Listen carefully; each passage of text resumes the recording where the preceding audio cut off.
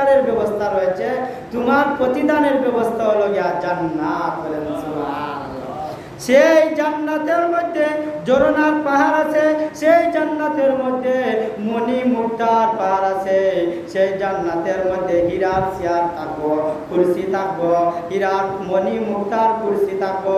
ও দুনিয়ার মানুষ, ও মুসলমান ইমানদার আল্লাহর গোলাম, আল্লাহরে ভালোবাসিয়া, নবীকে ভালোবাসিয়া যদি তোমার দুনিয়ার জীবনকে সাজাইতে পারো, আল্লাহ ঘোষণা করে দিয়েছেন, ইন্নাল্লাযীনা ক্বালু রাব্বুনাল্লাহ, ও আমার বান্দা নিশ্চয় তোমার কোনো ভয় নাই, তোমার কোনো চিন্তা নাই, আমি আল্লাহ বলেছি।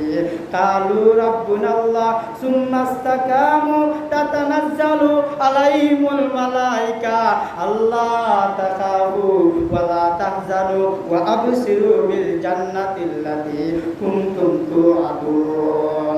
আল্লাহ রাব্বুল আলামিন বলেন, হে বান্দা, তুমি যখন ইন্নাল্লাযীনা ক্বালু রাব্বুনাল্লাহ, আল্লাহকে ভয় করিয়া মরিয়া যাইবাই, আল্লাহর কাজ করিয়া মরিয়া যাইবাই, সুম্মাস্তাকামু তাতানাজ্জালু আলাইহিমুল মালায়েকা, তোমার জন্য ফেরেশতারা হাহাকার করবে, দুনিয়ার মানুষ হাহাকার করবে।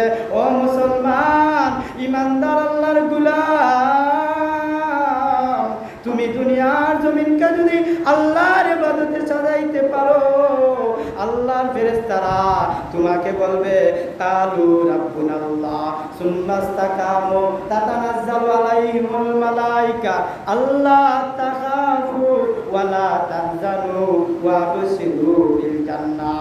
আল্লাহর ফেরেশতারা তুমি মারা যাইবার বাদে তোমার পাশে আসবে, আয়া বলবে, আল্লাহর বান্দা তোমার কোনো ভয় নাই, তোমার কোনো ডরাইবার কারণ নাই, আমরা তোমার পাশে আছি, আল্লাহ তাখাফু তোমার ভয় নাই, ওয়া লা তাহজানু আমরা তোমার হেল্প করব, তোমারে আমরা সাহায্য করব, ওয়া লা তাহজানু ওয়া আবশিরু বিল জান্নাহ তোমার কবরটা জান্নাত পর্যন্ত নালা ধরাইয়া দিব। বলেন সুবহানাল্লাহ।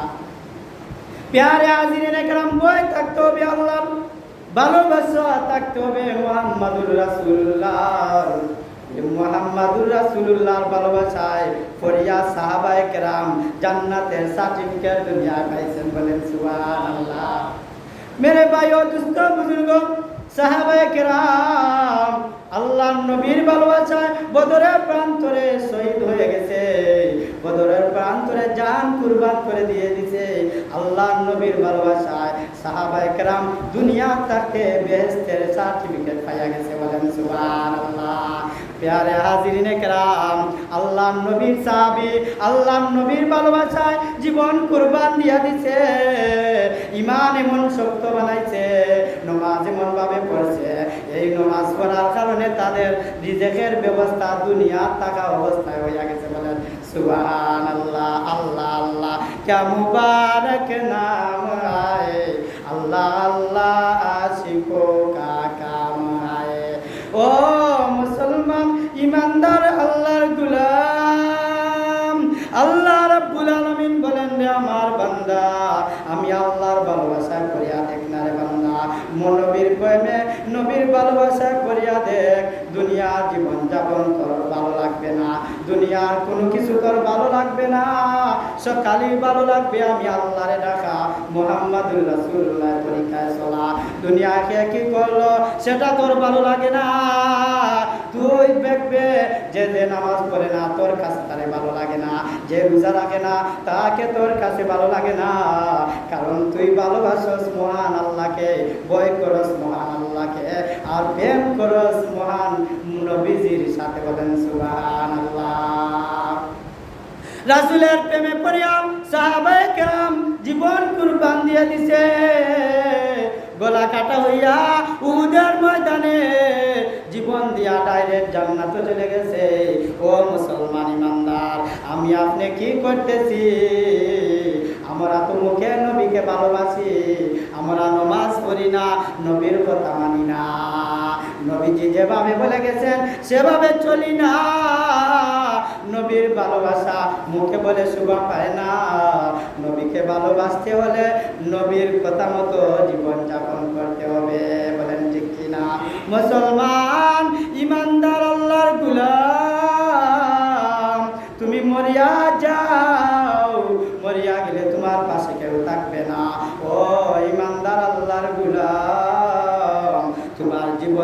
যদি বাতাসটা বাহির হয়ে যায়, রূহটা বাহির হয়ে যায়, তোমার ছেলে সন্তান তোমাকে ঘরে রাখবে না, বারিন্দায় বাহিরে রাখবে। যদি দিনের বেলা মারা যাও, পরের দিন দাফন করা হয়, পরের দিন জানাজা হয়, রাত্রে তোমার পাশে কেউ থাকবে না রে মুসলমান ইমানদার।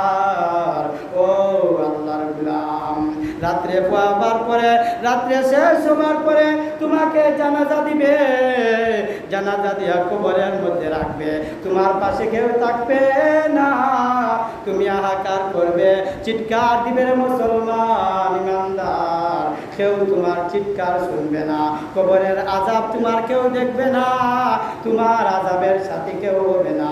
ও মুসলমান ইমানদার, তুমি ছেলে সন্তান সবার লাগে কি করতেছো? হারাম খাইয়া উপার্জন করতেছো, হারাম ভাবে হারাম পন্থায় ধন দৌলত জোগাড় করতেছো। ও মুসলমান ইমানদার, তুমি আল্লাহর ভয় করো না, কবরের আযাবের ভয় তোমার ভিতরে নাই। ও মুসলমান, তুমি মরিয়া গেলে শেষ নয়, তোমার জীবন শুরু, মরিয়া গেলে অনেক জায়গায় যাবে, তোমার জীবন কখনো বিলীন হবে না। ও আল্লাহর গোলাম, আল্লাহ পাক রব্বুল আলামিন বলেন, হে দুনিয়ার মানুষ, হে মুসলমান ইমানদারেরা, আমার বান্দা বান্দিরা, আমার গোলামেরা, তোমরা জানিয়ে নাও, ওই দুনিয়ার জমিনে বিশ্ব নবী রহমাতুল লিল আলামিন বলেছেন, ও আমার উম্মতেরা, তোমরা যদি জান্নাত পেতে চাও, 5 ওয়াক্ত নামাজ তোমাদের গলার মালা বানায়া নাও। বলেন সুবহানাল্লাহ। তোমরা যদি জান্নাত পেতে চাও, 5 ওয়াক্ত নামাজে গলার মালা বানায়া নাও। বলেন সুবহানাল্লাহ। ও ইমানদার আল্লাহর গোলাম, 5 ওয়াক্তের নামাজ, আমরা নবীকে ভালোবাসি, নামাজ পড়ি না, আমরা নবীকে ভালোবাসি, জুম্মার নামাজে আসি, বাদিয়ার নামাজ পড়ি না, আমরা নবীকে ভালোবাসি, নবীর দুরূদ শরীফ পড়ি না, আমরা নবীকে ভালোবাসি, কিন্তু নবীর সুন্নত মানি না, ধোঁকাবাজির ভালোবাসায় নবীর উম্মত হওয়া যায় না, এত সোজা বিষয় না। ঠিক কিনা বলেন? চিল্লায়া বলেন ঠিক কিনা? মুসলমান ইমানদার, তুমি মার গর্ভে থেকে তুমি পরিচয় পাইছো, মার গর্ভে থেকে যখন ভূমিষ্ঠ হয়ে গেছো, তোমার নাম পরিচয় পাইছো তুমি মুসলমান। তোমার মতো হিন্দুর ঘরে জন্ম নিছে, সে তার পরিচয় পাইছে হিন্দু, বৌদ্ধ, খ্রিস্টান, আর তুমি জন্মের পর থেকেই তোমার নাম হয়ে গেছে মুসলমান। ও ইমানদার আল্লাহর গোলাম, আমরা মুসলমান হইয়া মুসলমানই তোরে ভুলিয়া গেছি, এর কারণে আমরা দুনিয়ায় শান্তি নাই, আখিরাতেও শান্তি পাবো না। বলেন ঠিক কিনা? প্যারে হাজিরিন একরাম, মুসলমান ইমানদার, আল্লাহর ভালোবাসা, আল্লাহর ভয় যদি অন্তরে থাকে, তাহলে তুমি কি করতে হবে? নামাজ পড়তে হবে।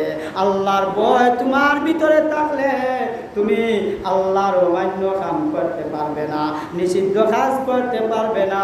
ও মুসলমান ইমানদার, আমরা নবীর উম্মত দাবি করি, অথচ মুসলমান দাবি করি, মুসলমানের কলিমা তাই পাই না। ঠিক কিনা বলেন? আমরা কি করি? বলে মুসলমান দাবি করি, অথচ মুসলমান হইতে যে কলিমা লাগে, ইমান লাগে, সেই ইমানের কলিমা আমার কাছে জানা নাই। ঠিক কিনা বলেন? মুসলমান ইমানদার, আমরা মুখে মুখে দাবি করি, গরু খাইয়া মুসলমান দাবি করি, কিন্তু আমাদের ভিতরের মধ্যে মুসলমানের কোনো পরিচয় নাই। ঠিক কিনা বলেন? আমাদের সমাজ